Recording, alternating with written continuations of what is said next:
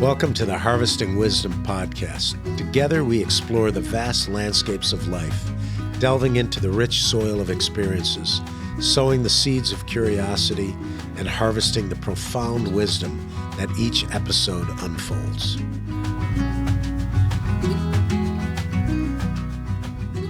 Hello, this is Mike McMahon. I'm the host of Harvesting Wisdom.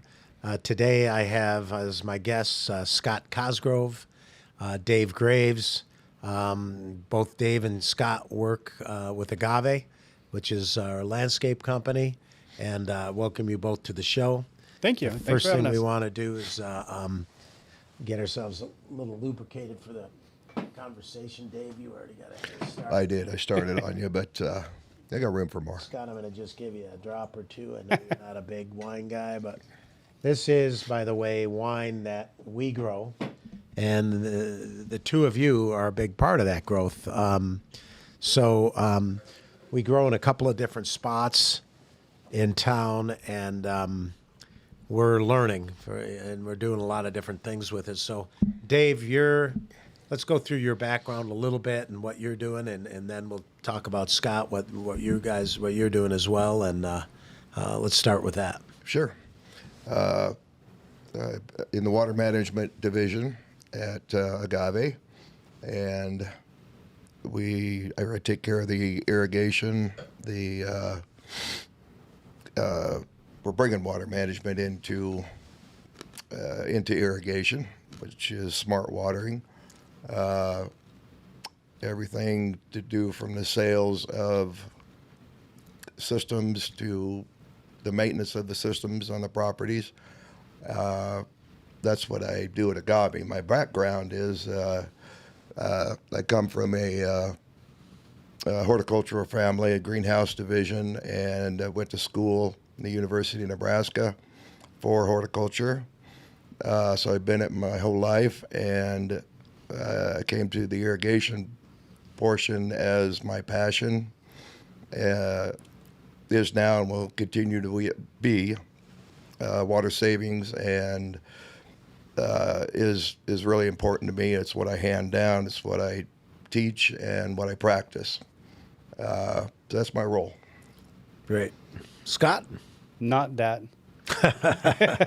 Somewhat of that. Yeah, I deal with the contract maintenance side of Agave. So I deal a lot with the clients, a lot with the product, the culture, how we develop Agave into a brand that people want to use. So my background, I come from restaurants. I started working in restaurants. Loved it, loved cooking, dishwashing, all the aspects of it. Got offered a job to help a friend out in a handyman division at a landscape company. Each morning I would go in and fill up the machines with gas while I waited for this gentleman to come in and work. He ended up leaving. The operations manager said, "Hey, you've been coming in every day. Let's have you work on a maintenance crew." So I spent about a year getting kicked off of crews, working too fast, doing bad jobs, not understanding what I was doing. He put me in some classes, and from there I just embraced the education side of our industry, learning the how and why of what we do, whether it was soils or plant management, plant health, water management, all aspects of it. And then I started managing HOAs from the landscape side. About a year into that, started going to MCC for horticulture, learning the biology and chemistry of what we do, both from herbicides, pesticides, insecticides, soil management, water fluidity, kind of the aspect of what you would learn. Mm-hmm. From there, I started getting put on HOAs that were problemsome, that were challenging, had bad relationships, bad properties, and my job was to turn them around, have them become part of the client group and doing well. I bring that experience to Agave. So enjoy it. I love what I do. I love who I do it for, and I love who I do it with. And I think most times people search their careers to find that. I've had it a few times, and I know it, I see it, I can embrace it, and I don't get caught up in it. I like it. So Yeah. Being cutting edge, being that front end of always trying to find the next right thing to do, to find the next passion in people, to find the next practice we can do better at. I think that's the future of what Agave is trying to do, from both construction sides, maintenance sides, from sister companies, all of the unity between it, I think is a really good momentum as we come into this new year. Yeah. The interesting thing, and I never really paid much attention to it, and I started doing a lot of writing, which means I had to read hundreds of books, right? But landscape management, and a lot of times when you hear agriculture, but landscape management is one of the, 5 to 10 things that is done in agriculture, right? And if you think about it, we grade, we take care of drainage, we take care of water, we have to take care of the soil. All of that work is so that the plants can grow. The plants kind of know how to grow on their own through photosynthesis if you do everything else right. But that's the whole idea of this podcast is we're kind of agriculture based, climate smart agriculture, which means what's going on in the world and how do we relate to it. And landscape management, if you really think about it, subdivisions or a freeway or a roadway, it's a small farm. We're not growing edible stuff, and we don't typically have animals on there other than cats and dogs, domesticated animals, right? But we are putting water, and we have to make sure the fertility's right and the drainage is right and everything else.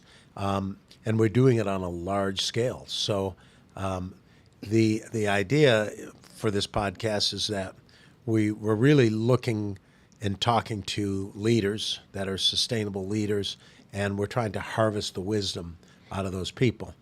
Believe it or not, I think you guys do have a lot of wisdom in your past experiences and what we're doing. And really, the two of you are two of the team members that have helped really turn around a lot of things that we've been in business 34 years, So, but I think we've got a new dedication and a focus. At least I have. And then as a team, we bring together the team. We call it the Vital Factors team, right? And you guys are members of it. So talk a little about that, because in our other company, the Urban Farming Education, our nonprofit, we talk about 3 pillars. One is community, and then the other is just the technical aspects of climate smart agriculture, the how-to, and then the other is the education. How does that parallel in the landscape world? Community, the actual techniques and the methods and the systems and process, and then the education. How is that? So I'll start kind of with you, Dave. How is that, when you translate that, how does that work for you and your division? Well, you mentioned the team, which is, of course, the beginning of it all. The community. Yeah, right. In the community. The people that the knowledge that Scott and I bring, along with many others, and relaying the passion for that, will bring that team together, and in turn, then now we've got a great team, and we're all working together towards kind of a common goal, which in the water management division, even with my guys, we're looking beyond just water and stuff. We're using smart controllers, and even more than that, it comes down to the people. You can get as smart as you want with the technology, which is some good technology out there with water management.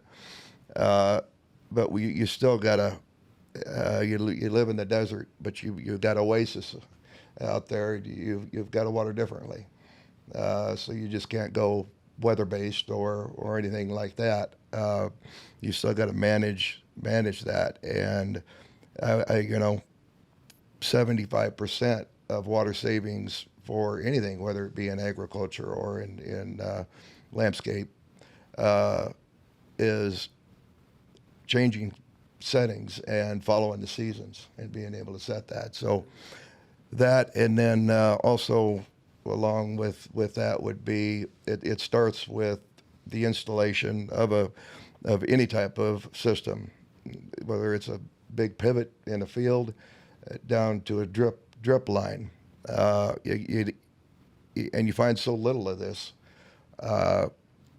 is uniformity in a system. Most of your water savings will come from all that. And so for my part of it, all those aspects and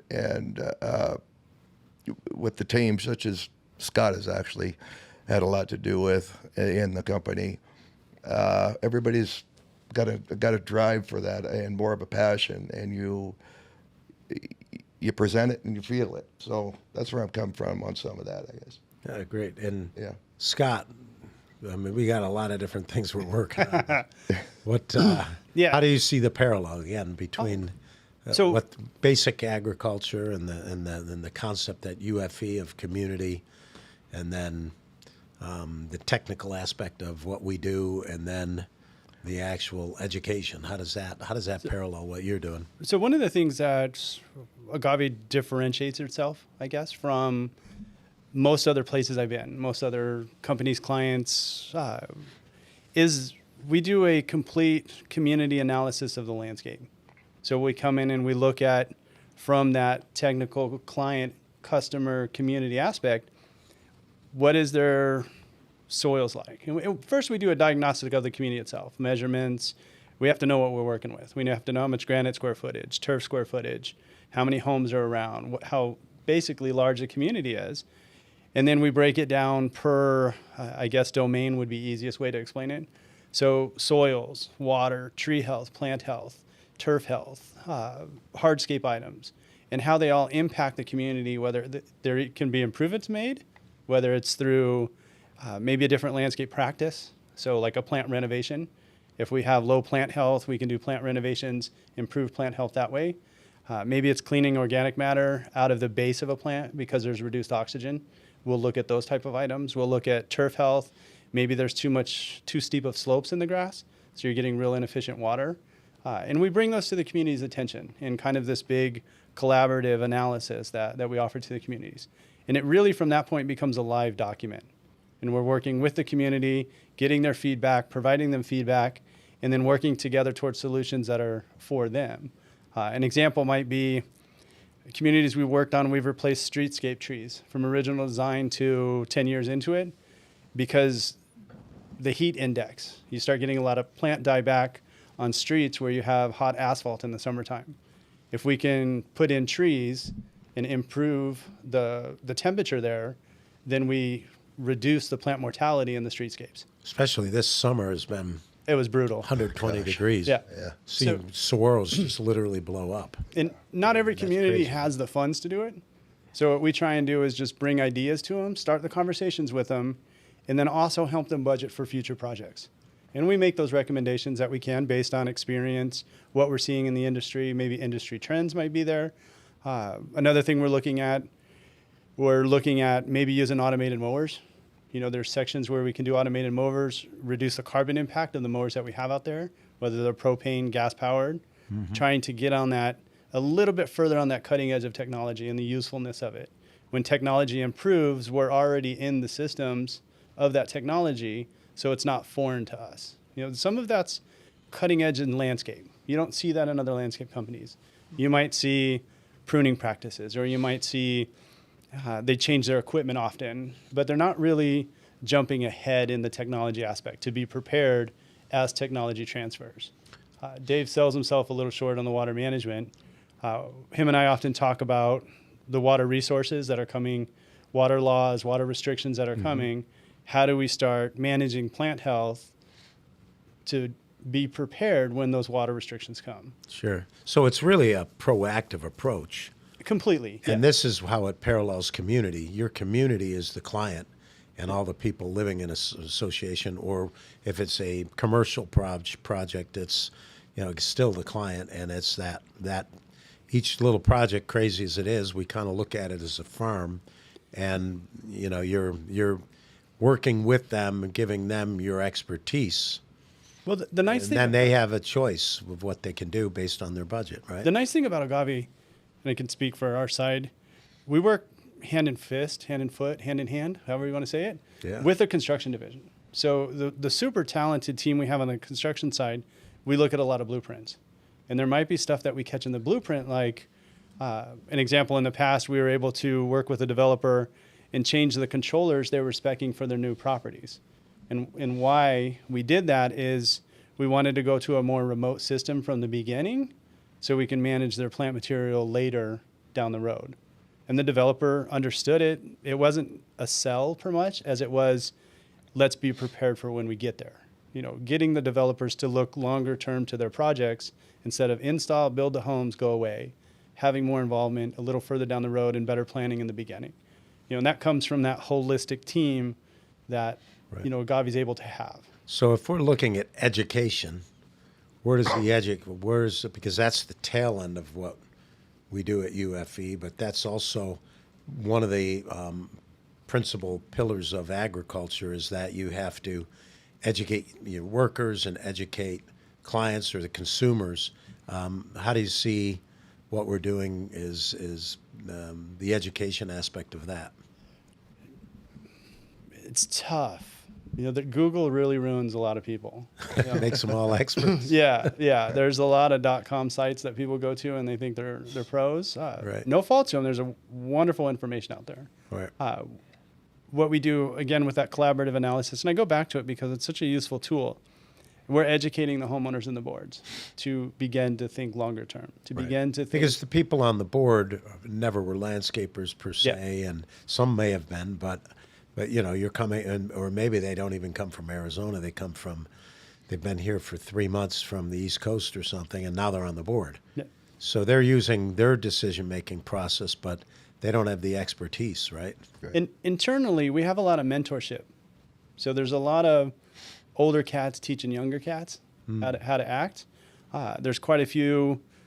Fortunately, I have to consider myself a little bit older now. I don't like it, but I'm starting to get to it. Right. Where we're able to take the younger employees that have that ambition, that have that drive that we see in them, and kind of put them under our wing. I've seen it in the construction division. I've seen it in the irrigation division. I've seen it in the enhancement division. I see it in the maintenance division.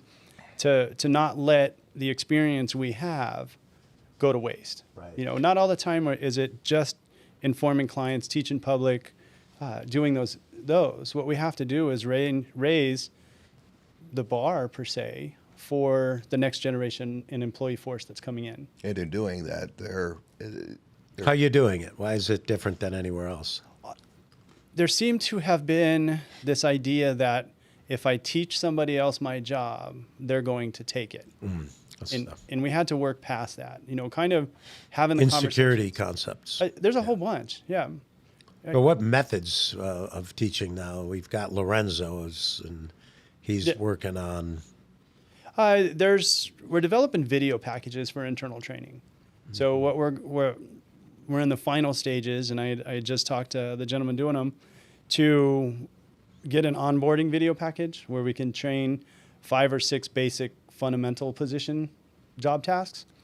And then we'll develop a second tier video package to say, okay, employee, if you want to be an operator of a piece of equipment, here's a training on different pieces of equipment. And we can sit them down and train those. Or somebody who has shown that interest in irrigation, then we can train him specifically for irrigation and kind of take that field training back, shorten it and be able to get a faster product to the field. Yeah. It seems like I've been in landscape for, I don't even want to say, but it's been 4 decades, right? And the companies I've worked for, or even our company, training becomes almost one of those impossible things because you got a lot of turnover in our industry, first of all. It's not easy work. You're out in 120 degrees, and then in the winter it's a little chilly or whatever. It could rain on you, the whole thing. But training seems to be something that falls to the wayside a lot. And that's something I think we've decided that we're going to commit to, even if a guy's here for a week. And so that's part of this culture. You talk about culture all the time and how are really living our culture, right? Yep, absolutely. I'll let Dave speak on it. For our side, one of the first things we had to do was back in January, February, was work on keeping who we have as employees, whether it was the management team, whether it was a foreman, whether it was the lead guys, was really working hard to build relationships so they want to stay. You know, the most expensive employee is one that leaves because you have to train After somebody you've else. invested into it. Yeah. Both of them, yeah. After you invest, or even somebody short, because you're going through the hiring process, you go through the little niches that get missed when somebody new hires. So what we need to do is keep that team together, and that a lot of that's general conversation, just as we're doing here. Sure. We sit in the office and we BS about friends or cats or dogs or age. Sometimes we get on each Yeah. other about age. Old people. But what happens is that unique thing that happens when you build relationships, you learn to trust another. And I think there's a lot of trust in our team, and that's leading to success. That has to be nurtured. You know, I know Dave has experience with his team and how that relays for his team. Overall, I see the trust, and I start seeing the results from it. Well, retention it's important whether you're trying to keep a client. It's a lot cheaper to retain than to get. How does it translate to good client service? Because it's not, you know, you're going to sell a job, and a lot of times we're a commodity. You know, it's our price versus the competitor's price. And in maintenance versus construction, there's such a difference in what is performed. Because you can give a client a maintenance package that's X number of dollars per month, and if I put 3 guys on it, or I put 6 guys on it, or if I put experienced guys or not experienced guys, there's such a difference in what you get for your money, right? And that's what value is, what you get for your money. So how does training, how does having employee retention actually help the client base? Well, when you in your training, and back to training a little bit, I take time to do a lot of that in the field with the guys. But and then back to what Scott had mentioned about the more formal type of training, getting into that is going to help tremendously and very important. Word of mouth is your best weapon in any business. Mm-hmm. And when you've got a team like we've got, and it translates across the property to the clients, that's how it translates to jobs and retention, and word of mouth is your best way to pick up a job, whether you have a higher price or not. So that training it comes across out there. People see that, and not only the knowledge of it, the passion of it, and they're out there like, I'm important here. I know what I'm doing, and people see that. Right, and that's typical in agriculture, because they talk, another big part of agriculture is not just training the next generation and showing them what to do, but it's also the communication that you're talking about, because farmers, you know, there's a small percentage of the population now are farmers. Back in the day, you know, back 100 years ago, it was 80%. Now it's like less than 1. And so I do. Thank you. the deal is, though, with the communication is, you know, the farmers in a community really do kind of talk to each other, and they're in touch, and they're in touch through their vendors, and they're in touch. And it's an important thing, because, you know, what crop are you going to put down this year? What's the commodity price going to be? Or, you know, was there a new method, or is there a new farm bill out there? Or is there a new incentive package or whatever? Understanding where consumers are going and that kind of thing. And it's really a parallel thing with us and how we are communicating. So this year we started, and really you and Kendra, who's kind of in our client development person, started a communication portal. Tell me about that thing. How does that work? So 3 months ago, I would say, like recent, our clients were dependent on Agave sending them information. So they were solely dependent on an email from Agave, whether we were sending them a weekly report on their community, telling them what we did, things we saw, stuff we want to do, stuff we see that they can help with. An invoice or a management plan, even our collaborative analysis. what the portal and what we created was this portal that communities have access to all of their documentation. They're able to develop this history of their community in kind of a one space environment.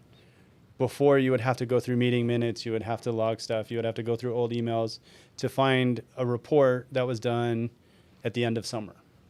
Think about how many emails you get between July and now. I mean, between November 1st and now can be 100 or more. Right, you lose everything, right? Yeah, and if it's not subject lined and searchable, it becomes very difficult.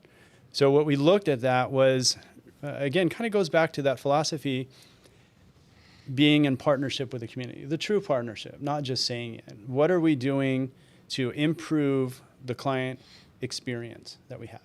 And the portal allows us to do that. The nice thing about it is, one, it's infant, so there's a lot of room for growth with it. The other one is, and I give a lot of admiration to the fact, the ambition that, I'll say to you, Mike, the vision that you have of not being afraid to try something. That relays to the team. Right. Well, who uses it on because we got a lot of guys, right? We got a lot of foremen, a lot of tech guys, a lot of. So how does it work? Right now, we use another product to create forms that strictly, again, client-based, what they've asked for, we're delivering on. Mm-hmm. Those are then linked in through our IT gurus, I would say, linked into the portal. So when we fill it out in real time, it jumps over into the portal and becomes accessible to the community. I guess the term right now I'll use is we're beta testing it with clients so we can get feedback. A lot of clients, if you don't have the trust with them and you haven't worked with them, they're real easy to say, oh, it's great, it's awesome, and never open it up. Mm-hmm. So what we're using are clients that the relationships are there, the open dialogue. They'll use it, right? Well, we know they're going to give honest feedback. Okay. If it's good, they'll tell us. If it's bad, they'll tell us. And that's the partnership that we look to have with each client. Our industry isn't as conducive to that yet, but it's getting better. Right. No, it's been a closed industry for a long time, and an odd industry. But Dave, like, who's using it physically on the team, and how they using it? Like, you're talking about the portal, the communication portal. Communication portal. Honestly, Mike, I haven't had a lot of time to look at that. You haven't been put on it yet? I have not. So what's the game plan on the organizational chart? So our billing department is, I believe they're on it. Our account management team are on it. We're getting the field stuff that the foremen aren't creating the reports for the clients. The account managers are. Okay. So putting them in, getting what they create into the portal would be more like truck reports, equipment inventory. It's not really something that the client needs to see. It's more an internal operation thing. What we view it to be a wider berth is the proposal sections. So as proposals are generated from either enhancement, trying to get a betterment of the community, the Arbor Division, the Water Management Division, as they create portals, they're going to be linked into, or create documents, proposals, they're going to be linked in through the portal. So let's talk about it on a practical standpoint.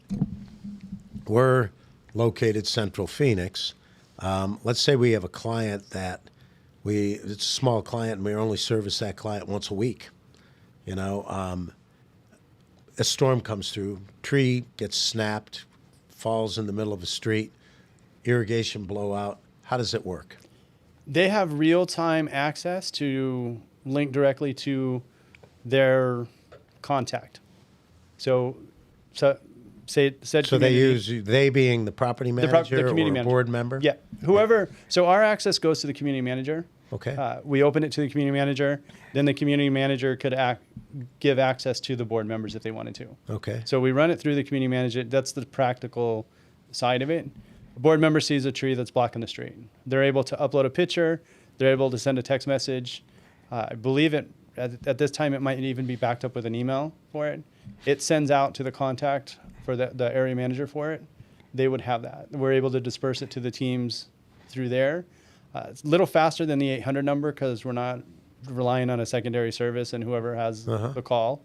And it's recordable. We do have the Digium, Yeah. the on the call, and I've got plenty of those at midnight and Sundays and holidays. So that's generally the contact of the property manager, the emergency line, I guess we would call it. So then we could dispatch from there. Right. In the name of a communication portal, it would be worthless if they couldn't communicate. There you go. So there has It's to be instant communication. Yeah, there has Tree to goes be down. communication. They're able to take a photo. They're able to GPS. They're able to send a notice to us. Get this going. Yep. Goes directly to who? To From there, it would go to the area, I believe, to the area manager. okay. Now, the portal, I'm not sure if they have it figured where they can simplify the request to a department, Okay. but that's putting a lot on somebody who might not know. Oh, from the for- client's From the standpoint. client standpoint. So we wanted So to. they're reporting, Yeah. and then it gets transferred internally. But it's basically a method of accountability, right? Yep. Correct. So that's something that in 2000 we've beta tested quite a bit, and we've changed a lot based on great feedback from good property managers, and I think it's a pretty good setup. But we're going to go back to brand in a minute, branding. But let's go to more technical aspects of what you do, because, for instance, this wine that we're drinking, we grow the grapes for it, right? And we grow the grapes in very hostile conditions. The other company, the sister company, is the soil company that we have. So walk, because ultimately you two guys, I go out there and it's an important one for me because I do a lot of product testing with the other company. But you repair an old irrigation system there, and you've been put in charge of this midstream, and Oh, yeah. a bit of a learning curve, right? So what? So Talk about the whole process. one of the things we looked at with vineyards is it's not land. It is landscape, but it's not the traditional aspect of landscape of what we do. Right. It's a different agriculture HOA. form. Right. Yeah. So some of the education going to school, what I wanted to learn was almost that. For instance, how do we build up organic matter in rocky soils? So what we have in where the grapes are is very porous, very poor soil, low organic matter, high water filtration. So the water doesn't move laterally, it only moves downward. So one of the things we've used was different composting, wood chips, decomposition of vegetation matter to improve soil quality and soil health. Basically building organic matter that we can get better water, what I believe, better water disbursement when we do water. If we were able to fill those pore spaces in that very rocky soil with organic matter, then we're going to improve water holding capacity, which will improve the vitality of And we've of the grapes. tested the soil before, in the middle, in the process, Yeah. and we still have some changes. We've been using also the vermicompost, but really we've had this vineyards for 7-8 years, and God, we've had issues with animals. We've had everything going on. We've got in Arizona you got really salty water and that kind of thing. So we tested the soil, and it had zero nutrient value, and the lab people and our biologist said you can't grow anything there, but yet there we are with kind of a mature grapevine now.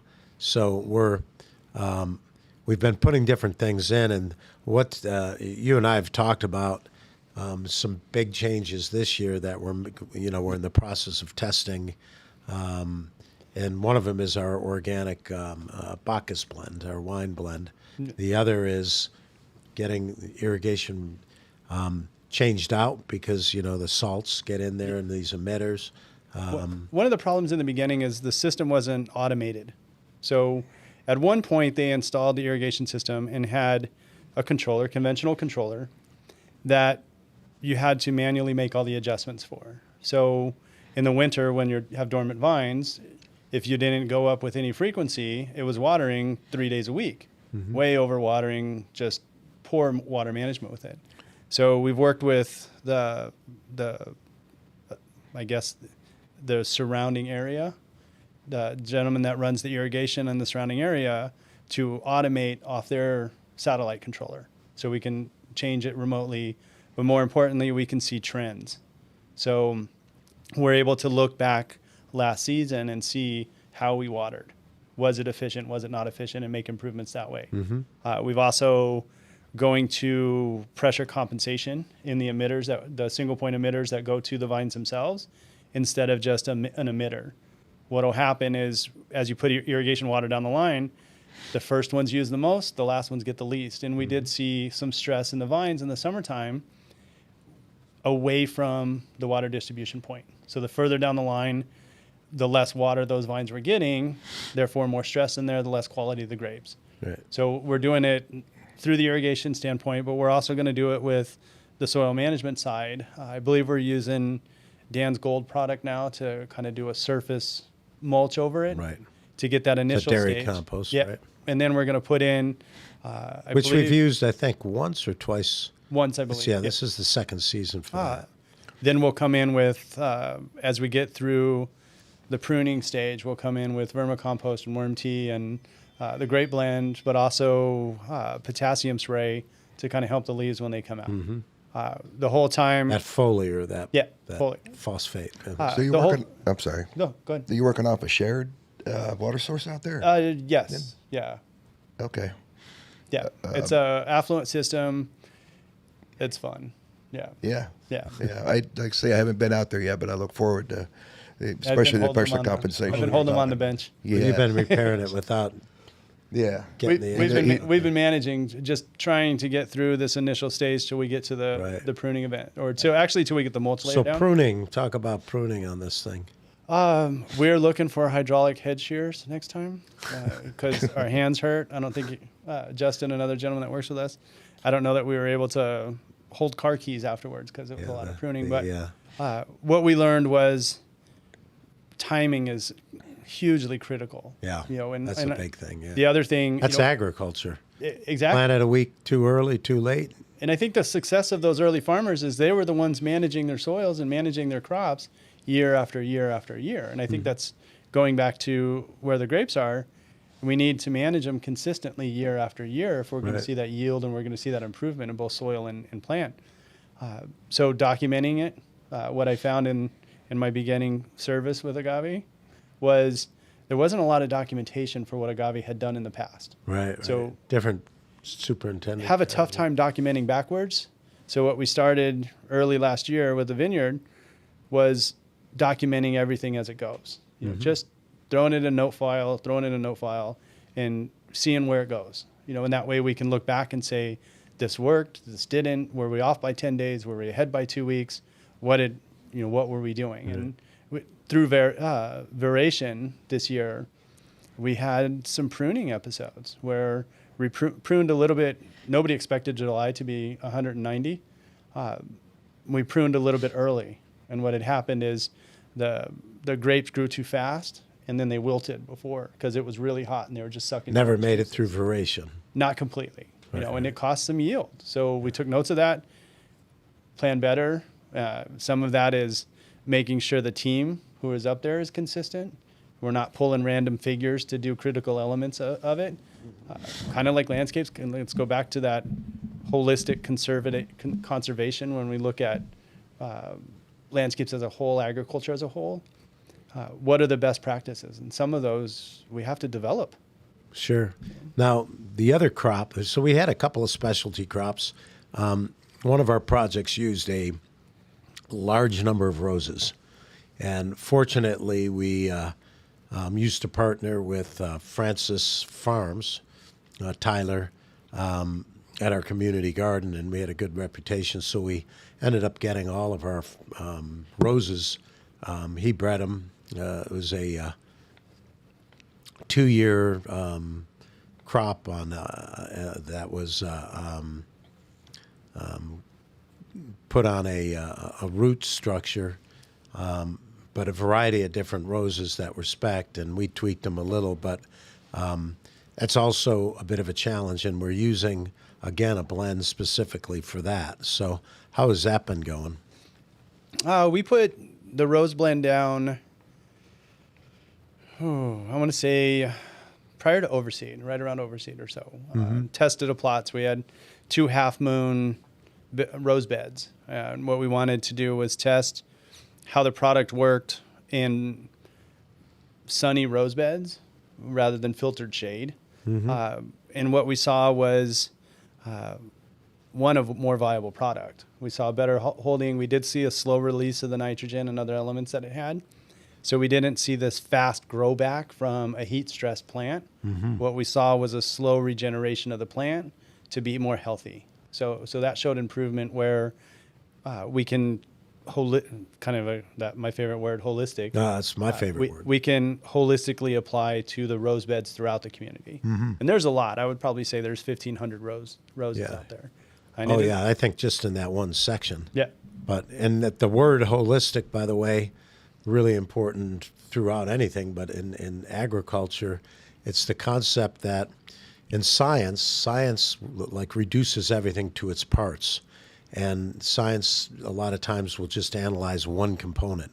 Fertility, they decide, hey, look, if we just blast it with a liquid petrochemical nitrogen, we can get it to perform like this. Or in anything in agriculture, and if you're looking at it in individual parts, you're not looking at everything together in its totality, whether it's, indicator insects, butterflies, worms, whether or not it's the soil, it could be the water, it could be the time of year. There's so many variables, and that's the concept of holism, is that you're trying to avoid unforeseen consequences that are negative, right?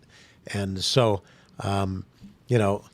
somewhat a little different than the scientific process, almost quite a bit different, because you're really stepping back and looking at the whole. What's causing this problem, right? So the roses are another blend, because you test a lot. You're kind of our guinea pig, and some of our vendors too. And so the other one is turf.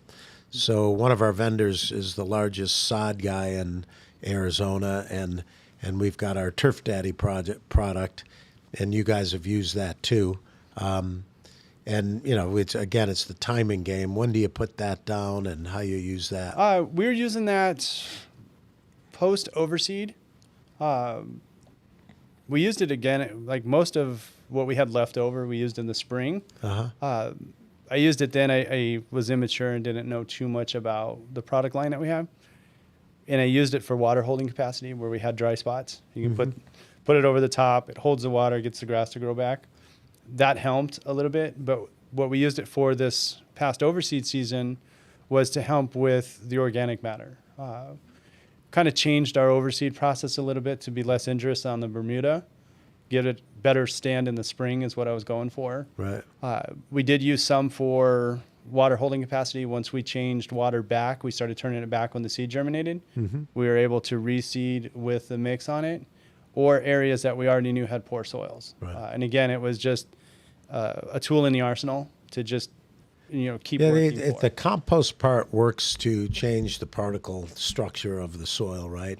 And it adds a little bit of nutrient and a slow release. When you have vermicompost in there, that does the same.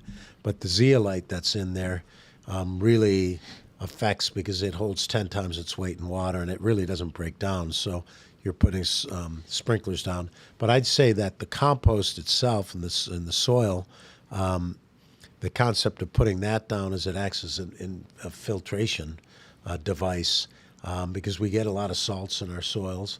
And, as by putting that in, we've got an organic remedy rather than just hitting it, with urea and just trying to pop. After a while, you're putting more and more of that fertilizer down and getting less and less results.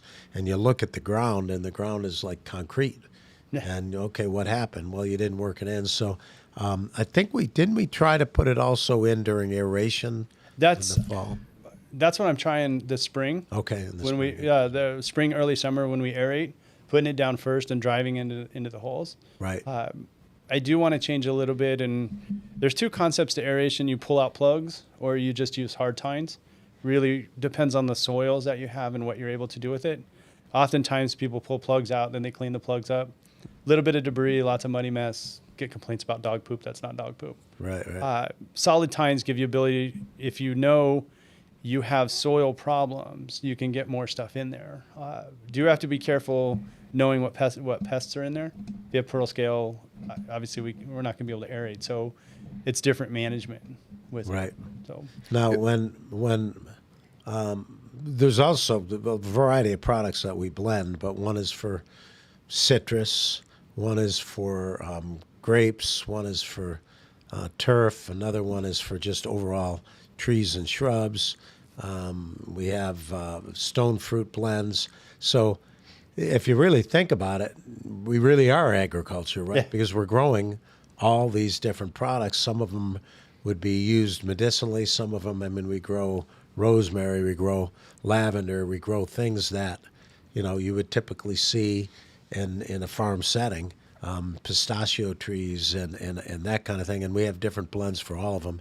And it is good to have the guinea pig arm, although sometimes it's a little difficult for you guys. But I think it's kind of a learning curve too, right? Because you guys are like, what do you want us to do now, or how do you want us to put it down, and how do you spread it? Because you don't, you think normally compost, well, I'll put it in 6 inches thick, and it really goes in pretty thin. But it's an alternative to reduce some of the fertilizers. I want to take 2 seconds to say my pet peeve in irrigation is, because I've done large-scale projects for a long time, freeways, golf courses, subdivisions, and a lot of times landscape architects, God bless them, they're very artistically motivated, and they go with a lot of trends, and then they get kind of talked into a lot of systems, a lot of diagnostic systems that you don't, when they don't work because the salt buildup, you got sensors. Now all of a sudden the water's not turning on, or it's turning on too much. Yep. But the big one to me is there used to be a product out there that was the controller system, right? And everything has to go through its stages of development. But this system was the Maxicom, and there was CalSense back in the day, and these were the early trendsetters, and they had a great system per se, but since then it's been, obviously blown out of the water, even by Toro's created new products and stuff. But I remember putting in these systems on some subdivisions that were 10,000 acres, and we've got hundreds of clocks, and they had the master clock, and we put in that P89 cable that had a vegetable coating on it that animals like to eat. And I mean, it was just one thing after another. But the biggest problem is that maintenance companies weren't sophisticated enough to operate it. Exactly. And this is why we have to have a water management division, because you have to be able to program these clocks. And then I'd see some of these systems go into smaller projects that they didn't belong in, right? So sometimes, a landscaper and the irrigation suppliers will kind of push products that just don't belong. What's your thought now? Because there are some really cool optimizing programs in the cloud out there that work. What would you say? And you got a small project, medium-sized project. What, because there's a variation of standalone clocks and everything else. Tell me your concept on that. But it's always been a big pet peeve of mine, seeing tens of millions of dollars wasted across the board Yes. following trends. And I would agree with that. I would say, and especially in the last 5-10 years, but especially in the last 5 or 6 years, that they've become more simplified and way more user friendly. And they have their place. Again, it comes back to what you take the information from these and what you do with it. Right. It's not so much that this smart system is going to do it all for you. It gives you the information to apply it and smart water that way. So that's really the most important part of it. But even a small residential place, they've got them now to where most of them will work off the phone, and of course the new generation, that's all they do is they're on their phone anyway. So Right. it works out for them, and it's good because they can shut it off. They can save water. Right. So yeah, it's way better than the systems you used to have, and you didn't need a 10. It's just the central control system concept is still expensive, not as to a degree not as expensive as before, but Right. not all properties need central control. No. Right? And I've seen central control systems go in and they don't put in a flow meter. So the whole concept of central control is knowing how much water is going in each pipe, Yeah. and being able to shut it off if there's a break, Yeah. or An to auto optimize the timing, so your whole system can run in 5 hours instead in 20. But you need a large project to put it on, right? Yeah, yeah, Yeah, something so- like that. But again, on the medium-sized ones and some of the smaller ones, that technology is still there at a affordable and price that Right. makes it justifiable. So let's go back to the last thing because we're wrapping up. But branding. So because branding is not necessarily to sell to a client, it's what we believe in ourselves. Yep. And what our employees understand that we're all about. And I think some of the tools we just mentioned are really what our brand is all about, right? So the training aspect with training videos, and we've spent a year and a half creating these things, so the guys really understand them. Also safety videos. So we're getting new hires, and before they even start in the field, they're spending a lot of time, and then we're putting people back in Yep. to relearn, but also to be able to cross. If somebody really wants to be a tree climber and they're working in irrigation, let them follow their passion type thing, right? So the portal allows us to communicate and have accountability with the client immediately, instantly, and to document everything. The assessments you're doing on all projects allow us to really be proactive, open up a conversation. Not all clients will take advantage of that, right? And so a lot of clients will complain, hey, nobody's proactive or whatever, but here you come up with a proactive tool. How do you see that working and working in the future, that particular one? I think from the analysis standpoint, where that collaborative analysis, the landscape assessment, even the portal to an extent, it takes consistency, and it takes doing it again and again with the next client, with the same client, coming back to it. It's a conversation that we can't leave ended. Once we open the conversation of saying, here's what we see in your soil, here's what we see with your plant health, here's what we see a way to improve your Because mind. they have X number of dollars per year that they can expend on enhancements or extras, and replacing granite, for instance, isn't really helping your soil or your plants, and it's not, if your irrigation system is antiquated and falling apart, they have to be apprised of that because they just Well, it kind of don't goes have that a expertise, little bit deeper, and I say that because they may not be ready for the conversation. Like, just because you're ready doesn't mean they're ready. It's just having the consistent conversation. The same when you're trying to take a team and improve them.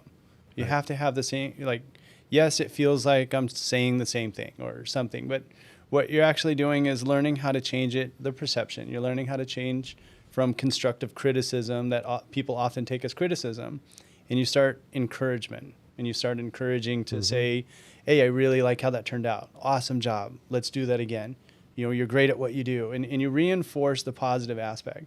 The same thing with the collaborative analysis, where you're able to tell the community, instead of them viewing it as a bunch of problems, which often happens in the beginning, oh my gosh, we have so much stuff to do. Look at all this stuff you found. Sure. Turning it into, this is a positive. We're not coming from an aspect. And we don't put dollars when we send over the analysis. It's not about proposals. This is what we found. This is what we see. How do you prioritize your landscape? How do you And we manage work your And we work your with land, right? because each board changes too. So you're often getting new faces in, new beliefs, new ideals, new reasons. Somebody can get on a board because they got a trash can violation and they want to take their pound of flesh. So they come in and they don't like the way the side of their house looks. So they come and get their pound of flesh. Our goal is to maintain and sustain that partnership, if not improve it. So we keep the conversations going, and we say, okay, you have a soil health problem. Your Bermuda grass is struggling in the summertime. Your ryegrass looks great. Well, we offer the analysis when the ryegrass looks great and they don't want to do anything. We offer it when their Bermuda grass looks bad and they think it's overwhelming. So finding that right time and finding the timing is that relationship with the board. That's the trust that's built. And I think, kind of what I've learned somewhat recently over the last several years is I was always a goal-oriented person. And I think our switch has been somewhat subtly, but we're now process-oriented. What is the process of communication? What's the process of billing? What's the process of getting our guys out to projects? What's our process of training them? What's the process? Even during the year, we're dealing with agriculture. If you don't overseed at the right time, if you're not using the right quality products, if you're not fixing your irrigation when you have leaks. I mean, a lot of, it's like, think about it. I always think about it like this. I remember I had a toilet bowl that was leaking, and my water bills went up like crazy. And I didn't know what it was, and I eventually got a plumber, and it was under the toilet or something. And I had the same thing with a pool leak that was under the slab, and we traced it down, and we had to dig it all up, and we fixed it. And all of a sudden, a water bill that was, normally $200 a month went to $600 a month, and then we fixed it and went back to $200. That's nothing on a small residential, which is real money. Who wants to pay $400 extra bucks a month? 3 times the amount. Now, that's nothing compared to a community. That has, some of our communities have, 10-inch main lines, and they could just have a seal leak, or again, it's the programming of a clock over, and so that is such a critical service to be able to do. And I think for us, that process oriented is about us internalizing, like, what if this was ours? And at the end of the day, we're managing that property as if it was ours. And then, you got some politics with the property managers or with the board members or whatever. People see things in a different way, but ultimately, there are, I'm not going to say the right way and the wrong way. There's a lot of variations, but the reality is that, you do have to have land management, which is a primary core tenet of agriculture, is land management. And I think that's what we got going. So anyway, guys, we went over like I seem to do all the time. We could go on forever and ever, but I appreciate my guest today, Scott Cosgrove, who's runs the maintenance division at Agave, and David Graves, who runs the water management, which is critical right now when we're talking drought and water retention and everything else. And I appreciate you guys being here today. Thank you very much. Thank you for having us. I appreciate it as well. So, Dave, I was just talking about products that are being used for roses and turf, and the citrus and the vineyard and all these things that we're putting in, and you are seeing results, as well as some of the vendors that we're giving stuff to. But Dave, you kind of supply me because I haven't been growing myself this last year or two since our big community garden shut down. But I know your dad is in Nebraska growing a lot of cool stuff, and then you're growing here locally. You've been using our worm poop, and I can talk about poop all day long. Right? So, but the vermicompost you've been using. Yes. Tell me about what's going on with it. I started using it a little bit last fall, but mostly earlier last spring and then the fall before. And it over a period of, I mixed probably 30% of my soil, 30 to 40% with the rest of the worm. my results, my watering results have been amazingly low. It holds water well, but yet it doesn't. It's not holding it to the point of a Wet legs, exactly. wet feet. Yeah. So it's beautiful in that sense, and over time it has grown, and I've grown tomatoes, and the family has all my life, and we've grown some of the best vegetables around. But I haven't grown, and I'm going to bring you some pictures of my plants, but I've got the most beautiful tomato. It's probably, and I'm not exaggerating, it's about like that, that I've ever grown. Wow. So I'm getting some great results out of it, and I eat the some of it. I know is coming from your dad in Nebraska. yeah, It's a little bit of a cheat, but yeah, you're growing a bunch too. But the sauce that you're making, the tomato sauce, using that in pastas and on pizzas, and it's amazing. And then even today, I had tomato juice to start the day with eggs, and yeah, the tomato. What a difference between store-bought product or even most of the product grown.